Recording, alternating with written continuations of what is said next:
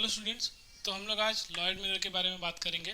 तो Lloyd mirror जो होता है वो एक डिवाइस होता है, ठीक है, जो कि ऑब्टेन करने के लिए to produce two coherent sources of light, ठीक है। और ये होता कैसा है, एक सिंपल ग्लास प्लेट होता है, ठीक है, जो कि इसका जो बैक सरफेस होता है वो ब्लैकली पेंटेड होता है, ठीक है। तो ये हमारा ये हमारा लॉयड मिरर है, ठीक है। इसके बैक सरफेस को ब्लैक कलर से पेंट किया गया है, ठीक है। क्योंकि to obtain a coherent sources, हमें लास्ट सेक्शन में देखा ही था कोहेरेंट सोर्सेज मतलब जो सेम फेज में होते हैं, जिनकी फ्रीक्वेंसी सेम होती है, ठीक है। अभी यहाँ पे देखो, ये मोनोक्रोमेटिक सोर्स ऑफ लाइट है, पॉइंट सोर्स ऑफ लाइट। ये यहाँ से आएगी, यहाँ पे इंसिडेंट करेगी, ठीक है, और यहाँ से रिफ्लेक्ट होके ए पॉइंट ए पर जाएगी, ठीक है। तो ये हमारी पहली रे ऑफ लाइट है। फिर यहाँ से दूसरी ये आ रही है रे, और ये जा रही है पॉइंट बी पे, ठीक है। और पॉइंट बी, ये दोनों रिफ्लेक्टेड रे हो गया। अब आप अभी यहाँ से देखोगे पॉइंट ए से और बी से, तो बी से आप देखोगे कि ये ऐसा आपको लगेगा कि ये रिफ्लेक्टेड रे यहाँ से प्रोड्यूस हुई है, ये रिफ्लेक्टेड रे यहाँ पे एस डैश से प्रोड्यूस हुई है, ठीक है। तो ये हमारा एक तरह का वर्चुअल सोर्स बन जाता है, वर्चुअल सोर्स ऑफ लाइट बन जाती है, ठीक है। अगेन मैं आप बोलता हूँ, यहाँ से लाइट ट्रैवल करेगी, इस मिरर पे इंसिडेंट होगी और यहाँ से रिफ्लेक्ट होगी पॉइंट ए पे।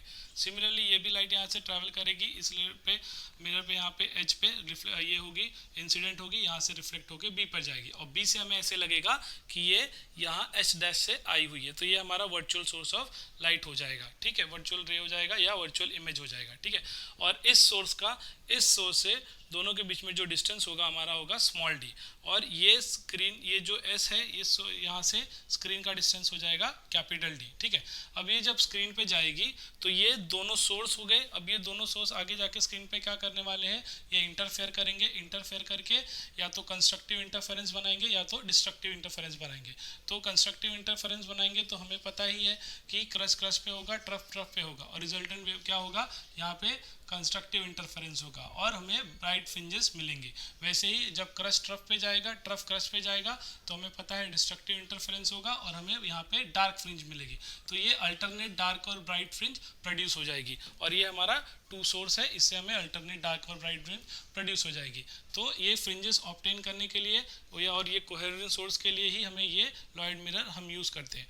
फ्रेंड्स, एक बात और है, ये यहाँ पे देखो आप, मैंने एंड से यहाँ पे एक लाइन खींचा, ये हमारा सेंट्रल बैंड हो गया। अब सेंट्रल बैंड में क्या होता है, यूजुअली यहाँ पे ब्राइट फ्रिंजेस ऑब्टेन होने चाहिए, लेकिन हमें क्या दिखा है, हमें स्क्रीन पे ब्राइट फ्रिंजेस ना दिख के हमें यहाँ पे डार्क फ्रिंजेस दिखा, ठीक है। अब ये डार्क फ्रिंजेस दिखा, लेकिन जब फ्रेस्नेल बाइप्रिज्म की हम स्टडी करते हैं तो वहाँ में ये ब्राइट फ्रिंजेस दिखता है।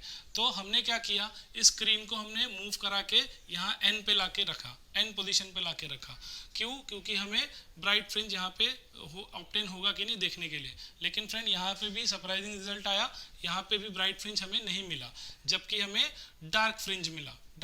तो ऐसे क्यों यहाँ पे, तो ऐसा क्यों हुआ, क्योंकि फ्रेंड्स जब लाइट डेंसर मीडियम से ट्रैवल होके मीडियम में आती है तो वहाँ पे फेज डिफरेंस जो होता है λ/2 का हो जाता है। ये एक स्टोक्स लॉ होता है, जिसमें अगर लाइट डेंसर मीडियम से ट्रैवल करके इंसिडेंट होके आ रही है तो वहाँ पे एडिशनल पार्ट डिफरेंस हो जाता है, एडिशनल पार्ट डिफरेंस λ/2 का हो जाता है, और इसी की वजह से यहाँ पे सेंट्रल में हमें ब्राइट फ्रिंजेस नहीं दिखती। तो फ्रेंड्स, फ्रेस्नेल बाइप्रिज्म में हमें सेंट्रल में ब्राइट बैंड दिखेगा और लॉयड मिरर में हमें यहाँ पे उसका इन्वर्ट केस दिखेगा, डार्क फ्रिंजेस दिखेगा। आई होप आपको ये समझ में आ गया होगा। Thank you.